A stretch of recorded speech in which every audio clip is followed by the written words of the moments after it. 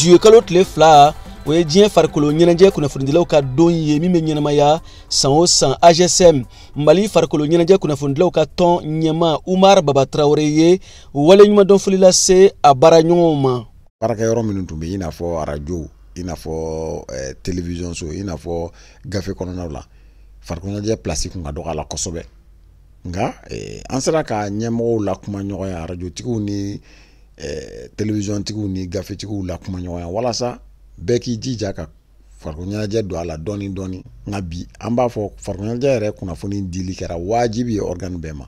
N'i ma a k'i ka fɛn i ka baarakɛminɛn kɔnɔna la, ne ma dala ni mɔgɔ ba bɛ nisɔndiya a ko la. N'o ye radio ni télé ni gafew ye. Donc c'est important an ka a fɔ kɔni bi k'a fɔ k'an nisɔndiyalen ka taa o hukumu na. Kana bila o ye ko wɛrɛ ye parce que bi n tɛ se k'a fɔ ko an ka kunnafonidila bɛɛ bɛ baara kɛ kana bila kɔnɔna la, n tɛ se k'o fɔ.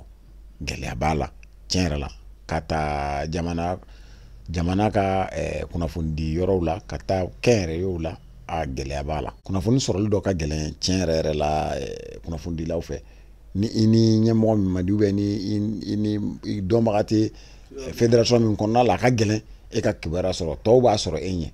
Donc o ye ko ye bi ni fédération bɛɛ lajɛlen y'a faamu k'a fɔ an bɛ rôle min jouer la, je pense qu'on b'a bila an ka bolo kan cogo dɔ la walasa an ka mɔgɔ bɛɛ ka kaɲa.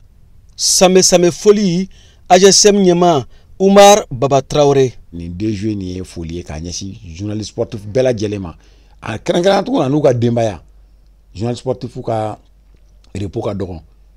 An ye o ye n'an tɛ reportage la dugu yɛrɛ kɔnɔna la an b'a a la dugu kɔ kan. An ka voyage ka ca wa an bɛ wele su ani tile a bɛ jouer i ka vie de famille yɛrɛ kan. Farikolo ɲɛnajɛ kunnafonidilaw Mali kɔnɔ ani Mali kɔ kan aw sanbɛ VOA Bamara tɔgɔ la Bamakɔ Siyaka Traoré ka laseli don.